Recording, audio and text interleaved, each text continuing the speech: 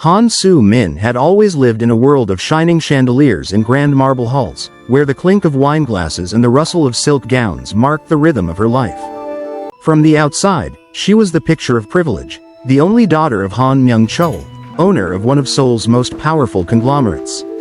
Every morning, a chauffeur drove her to school in a sleek black car, while classmates bowed politely, whispering her name with envy. But beyond the mansion's towering gates, another life stirred quietly. At the back of the sprawling estate, past the manicured rose gardens, stood a modest, weather-worn building, the servants' quarters. And it was there that Kang Jae Hyun lived, the caretaker's son, the boy who was never supposed to step into her world. Her father, generous in appearance yet calculating in spirit, had sponsored Jae Hyun's education. "A brilliant boy deserves a chance," he had said, smiling before his investors, hiding the truth that charity always came with invisible strings. And so, Jae Hyun attended the same prestigious high school as Soo-min. Not in the comfort of chauffeur rides, but with a battered backpack and a quiet dignity that made him stand apart. At school, whispers followed him. The charity case. The poor boy with a scholarship. Yet when exams came, Jae Hyun's name always appeared at the top of the rankings, his sharp mind and unyielding will silencing even the cruelest taunts.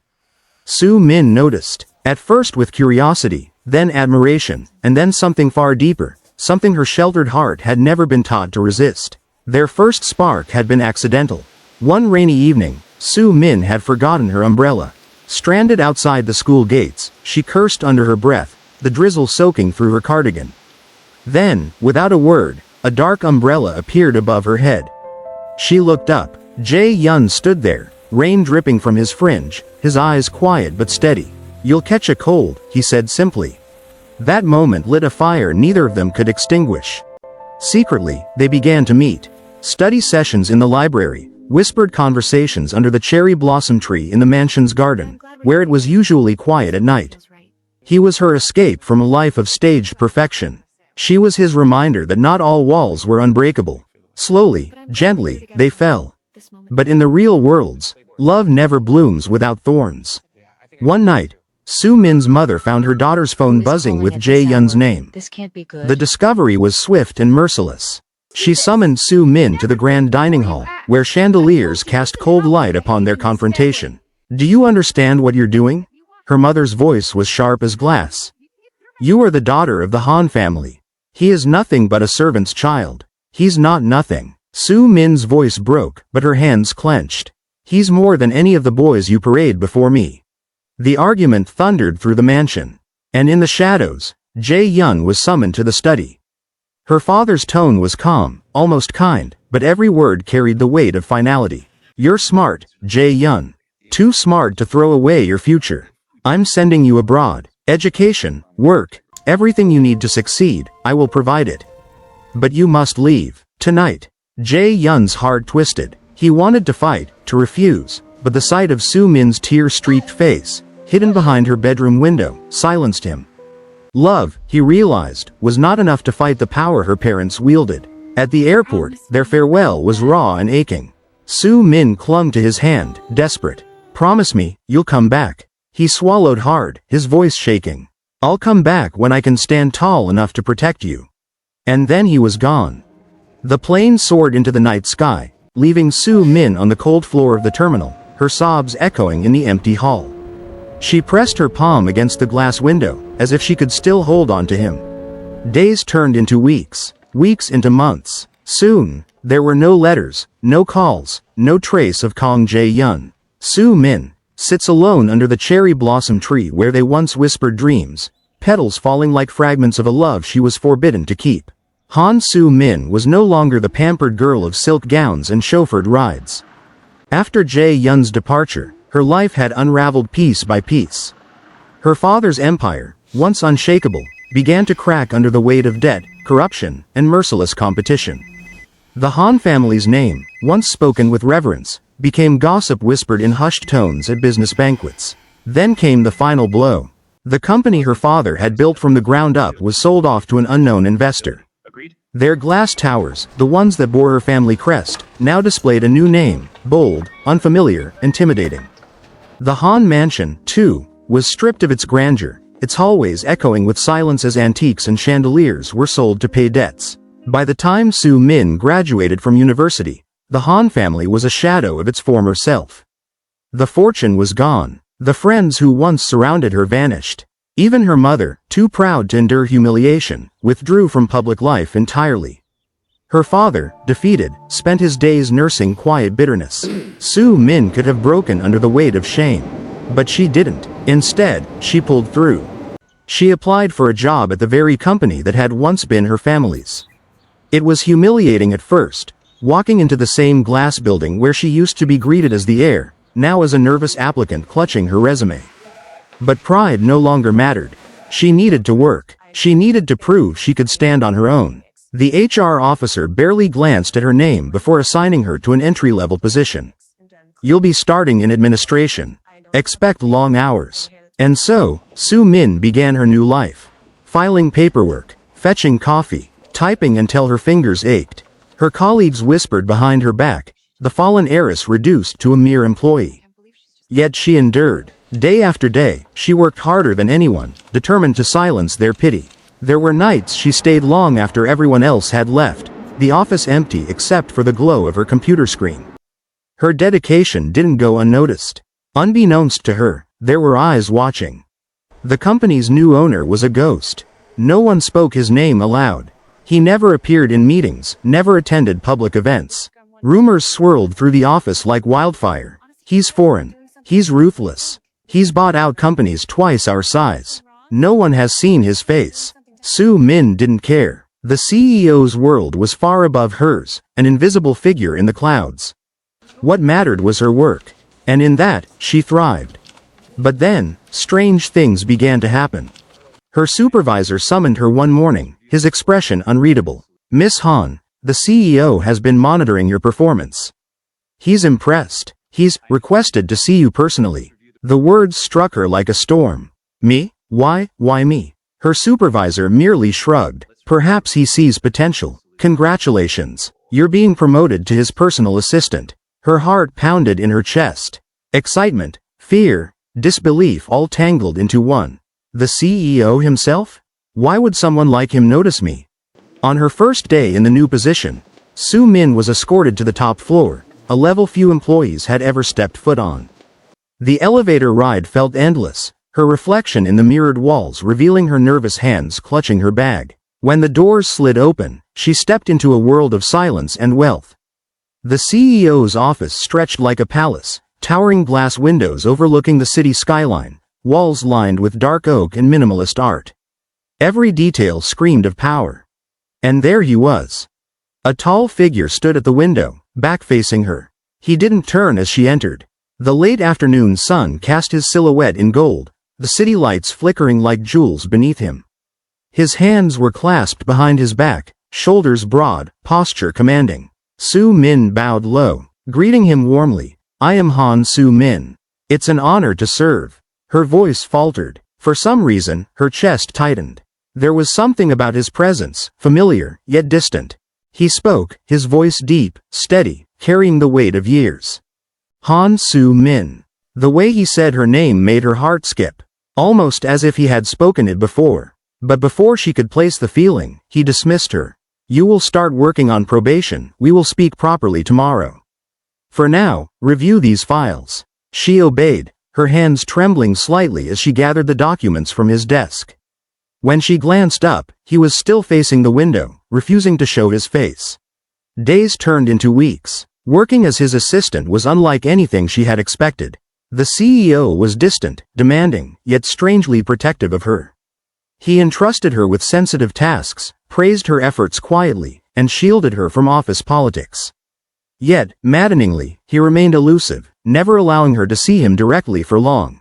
At night, Soo Min found herself lying awake, her mind restless. Why does he feel so familiar?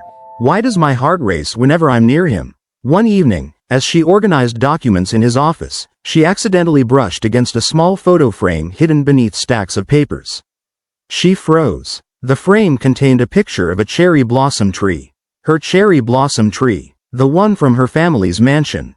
Her breath hitched. No, it can't be. Before she could ask, his voice echoed from the doorway. Put that back. Cold, sharp, almost panicked. She obeyed instantly, bowing, her heart hammering against her ribs. Finally, the day came. She was called into the CEO's office for a personal evaluation. The atmosphere was tense, the office unusually silent. He stood again at the window, back to her as always. This time, though, he turned. Slowly, deliberately. And when his face came into view, the world shattered. Han Soo-min's breath caught in her throat. Her eyes widened, tears already blurring her vision. Jae Hyun? Kang Jae Hyun's silver gaze, colder now, sharper, yet still achingly familiar, met hers. A faint, bittersweet smile tugged at his lips. It's been a long time, Soo-min. Her knees nearly gave way. She clutched the edge of the desk, her voice trembling. You're the CEO? He nodded, his tone calm, but his eyes stormed with 1,000 unspoken memories. I bought the company. The one your father lost. Silence crashed between them, heavy and suffocating. And in that silence, every year of longing, every scar of the past, every unshed tear returned with merciless force. Silence stretched across the room, so thick that Soo-min could hear the frantic pounding of her own heart. He was here, not a memory, not a dream. Kang Jae Hyun, the boy she once loved under cherry blossoms, now stood before her as the man who owned everything her family had lost. Her lips parted, trembling. You bought the company? You disappeared. No letters, no calls, nothing. Why? Jae Hyun's eyes darkened, a storm hidden beneath calm waters. Because your parents made sure of it. They cut every tie. They forced me onto that plane. And for years, I worked, bled, built myself into something they could never control. He stepped closer, his voice low but charged. When I heard your father's empire was collapsing, I didn't hesitate. I bought it, every stone, every piece. I took back what once stood between us. Her breath caught. So this is revenge? The faintest shadow of pain flickered across his face. At first, yes, but then, his voice softened. I saw you, working here, humble, determined, no longer the spoiled girl I left behind. And I realized, you had changed. Just like me. Tears welled in Soo-min's eyes. She wanted to run to him, to embrace him, to say all the words she had buried in her chest for years. But doubt poisoned her heart. And now, am I just part of your revenge too? A pawn in your story of triumph? Jae Hyun's gaze hardened, though his voice trembled with restraint. If you were only that, Soo-min, why would my chest ache every time I look at you? Days that followed were a battle of emotions. Working as his personal assistant now was unbearable. Every glance across the desk, every brush of hands as they exchanged documents, every shared silence in the office was electric, suffocating. He was colder now, more distant than the boy she remembered. But in the rare moments his mask slipped, she saw the old Jae Hyun, the boy who once shielded her with an umbrella in the rain. One evening, she confronted him after a long meeting. Her voice shook. Why do you keep me close if you're only going to push me away? He looked at her for a long, heavy moment before replying. Because even after everything, I don't know how to let you go. Just as their bond began to tentatively rebuild, a new obstacle emerged. Yoon Min-jun, the man Soo-min's mother once tried to arrange her marriage with, returned. Now a successful businessman, he saw opportunity in her vulnerability. He began to court her again, bringing flowers to the office, reminding her of the stability he could offer. To everyone else, Min-jun seemed the perfect match, wealthy, polished, powerful. But Soo-min felt nothing. Only the suffocating weight of obligation. Jae Hyun noticed, of course. He watched silently, jaw tight, as Min-jun lingered around her desk. His restraint finally snapped when he found Soo-min cornered in the parking garage one evening, Min-jun pressing her for dinner. She already said no. Jae Hyun's voice cut through the air, low and dangerous. His silver eyes burned as he stepped between them. If you don't leave now, you'll regret it. Min-jun scoffed, masking his unease. And who are you to interfere? Jae Hyun's lips curled in the faintest, coldest smile. The man who owns the ground you're standing on. The confrontation ended, but Soo-min's heart was in chaos. He still cared, more than he dared to admit. One night, Soo-min finally reached her limit. She stormed into his office, tears streaking down her cheeks. I can't keep doing this, Jae Hyun. You keep saving me, protecting me, but you won't let me into your heart.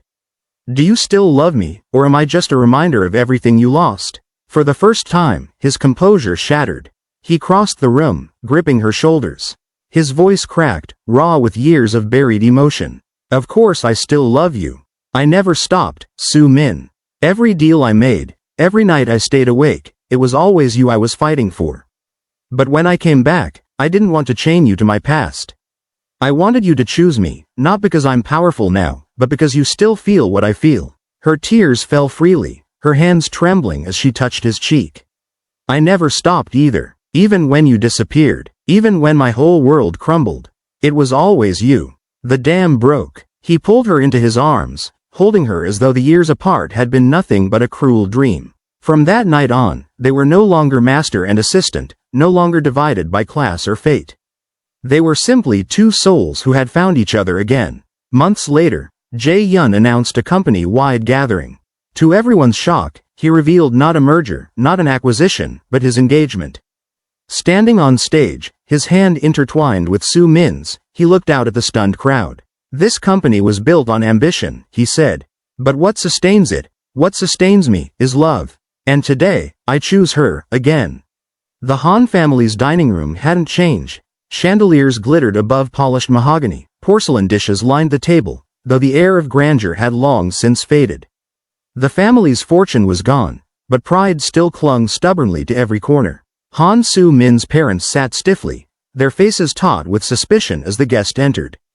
Kang Jae Hyun stepped into the room, dressed in a sleek black suit, his posture straight, his aura commanding. It was the same room where, years ago, he had been summoned like a servant boy to be banished from their daughter's life. But now, the balance of power had shifted. Han Myung-chol's fork froze midair, his eyes narrowing. You? Soo-min's mother's lips parted in disbelief. The caretaker's son? Jae Hyun bowed politely, his voice calm but sharp as steel. Yes, Kang Jae Hyun. It's been a long time, Chairman Han. Madam. Her father's face flushed with discomfort. Why are you here? This is no place for. I'll get straight to the point. Jae Hyun interrupted smoothly, his gaze unwavering. He reached for Soo-min's hand and laced his fingers with hers. I've come to ask for your blessing. Soo-min and I are engaged. The room went still. Her mother's hand trembled against her teacup, the porcelain clinking loudly against the saucer. You, what? Her voice was shrill, dripping with outrage. Do you think we are now equals because we lost our fortune? You think you can waltz back into our lives and claim her? After everything. Jae Hyun's expression didn't waver. His voice was low, steady. After everything you did, you forced us apart. You sent me away. You thought you could bury me. But I survived. I built myself up with my own hands. And now, the company you once ruled, the very name you carried with such pride, is mine. Her father's face turned crimson, words caught in his throat. His pride collapsed under the weight of truth. You're lying, her mother hissed, her voice shaking. Jae Hyun's lips curled faintly, almost cruelly. Check the registry. Every share, every asset. Your family's empire has been under my name for years. He leaned forward slightly, his tone cutting. So tell me, do you still believe I'm unworthy of your daughter? Soo-min squeezed his hand, her eyes shimmering with pride. She glanced at her parents, her voice quiet but resolute. This is the man I choose.